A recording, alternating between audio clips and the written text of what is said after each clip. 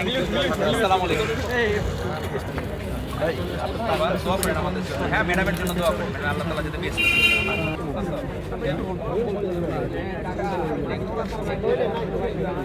যারা অসচ্ছল দুস্থ আমাদের ভাই বোনেরা, যারাও আমাদের বাংলাদেশের পরিবারের অংশ, যাদেরকে ঠিক পরিবার মনে করতেন আমাদের আপসহীন দেশনেত্রী বেগম খালেদা জিয়া, আল্লাহ তাআলা তাকে আমাদের কাছ থেকে নিয়ে গেছে। তার হয়তোবা মৃত্যু হয়েছে, কিন্তু এই মৃত্যুর মধ্য দিয়ে কিছু মানুষ অমরত্ব লাভ করে। এই সারা বাংলাদেশকে উনি সবসময় তার পরিবার ভেবেছেন।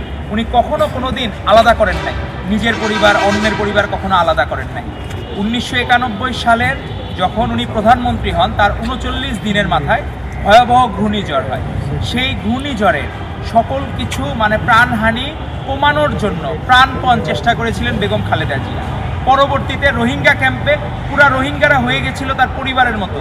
উনি যেখানেই গিয়েছেন সারা বাংলাদেশের মানুষকে পরিবার মনে করেছেন, এবং উনি ওনার নিজের ছেলেকেও আলাদা চোখে দেখেন নাই।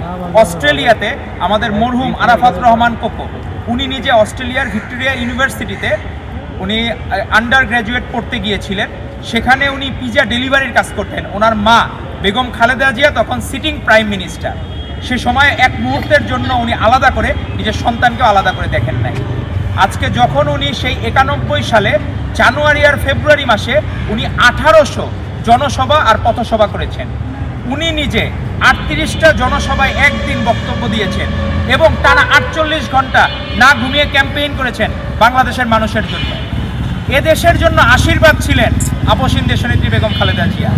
1986 সালেও যখন নির্বাচনে মুনাফিকের খাতায় নাম লিখিয়েছিল, জাতীয় বেঈমানের খাতায় নাম লিখিয়েছিল আওয়ামী লীগ, এবং বর্তমানে যে আপনারা জামায়াত ইসলামী দেখেন, তারা সকলে জাতীয় বেঈমান আর মুনাফিকের খাতায় নাম লিখিয়েছিল।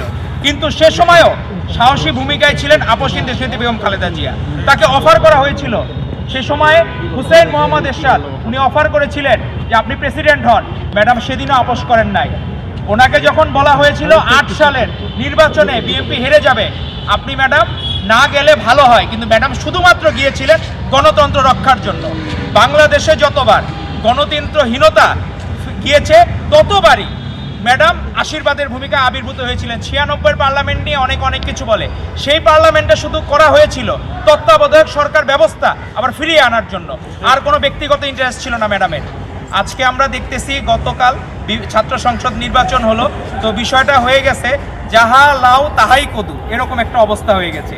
ছাত্র সংসদ নির্বাচনগুলোর মাধ্যমে ফ্যাসিস্ট নিষিদ্ধ ছাত্রলীগ পুনর্বাসিত হচ্ছে ছাত্র শিবিরের মাধ্যমে। তারা নিজেরা স্বয়ং ফ্যাসিস্টদের পক্ষে স্লোগান দেওয়া, এদেরকে যখন বিভিন্নভাবে হিরো বানানোর চেষ্টা করা হয়, তখন বাংলাদেশের মানুষ লজ্জা অবনত হয়। কারণ এই বাংলাদেশের জন্য তো বেগম খালেদা জিয়া, শহীদ রাষ্ট্রপতি জিয়া রহমান বীরত্ব, এখন আমাদের ভারপ্রাপ্ত চেয়ারম্যান তারেক রহমান এই বাংলাদেশ দেখতে চান না, যেখানে ফ্যাসিস্টের দোসররা খোলা মাঠে হাসি মুখে ঘুরে বেড়াবে। সেই বাংলাদেশ কখনো আমরা চাই নাই। আমরা চাই এই বাংলাদেশে হারমোনি থাকুক, আর আমাদের যে মানব সেবার শিক্ষা, আমরা এই শিক্ষা পাই আপসহীন দেশনেত্রী বেগম খালেদা জিয়ার কাছ থেকে, আমাদের ভারপ্রাপ্ত চেয়ারম্যান জনাব তারেক রহমানের কাছ থেকে। তারা সবসময় আমাদের মানবিক কাজে উৎসাহিত করে। 1 জানুয়ারির কিন্তু 31st নাইটে তখন রাষ্ট্রীয় শোক ছিল, কোনো আতশবাজি হয় না। আমরা সকলকে অনুরোধ করব আপনারা এই ছোট ছোট অর্থ জমিয়ে সাধারণ মানুষের পাশে দাঁড়ানোর জন্য। এখানে মানুষের পাশে দাঁড়ালে আল্লাহ তাআলার রহমত থাকবে, এবং ম্যাডাম যে আশীর্বাদ পুষ্ট হয়েছেন বাংলাদেশের মানুষের ভালোবাসায়, ধারণা করা হচ্ছে পৃথিবীর ইতিহাসে এত বড় জানাজা একটা বিরল ঘটনা। এখানে অনন্য ম্যাডাম খালেদা জিয়া এবং শহীদ রাষ্ট্রপতি জিয়াউর রহমান বীরত্ব, ম্যাডাম খালেদা জিয়া এবং ভারপ্রাপ্ত চেয়ারম্যান জনাব তারেক রহমান আমাদের মাঝে যে মানব সেবার বীজ বপন করেছেন, তারই ধারাবাহিকতায় আগামী 12 ফেব্রুয়ারি নির্বাচনে বিএনপি ইনশাল্লাহ সাধারণ মানুষদের ভোটে, আপনাদের সকলের দোয়া এবং সহযোগিতায় বিএনপি রাষ্ট্র ক্ষমতায় অধিষ্ঠিত হবে ইনশাল্লাহ।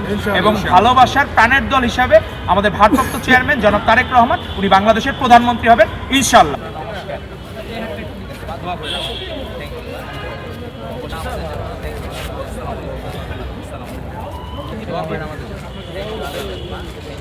আর ম্যাডামের জন্য দোয়া করেন, আল্লাহ তাআলা যাতে বেঁচে থাকেন। আসসালামু আলাইকুম।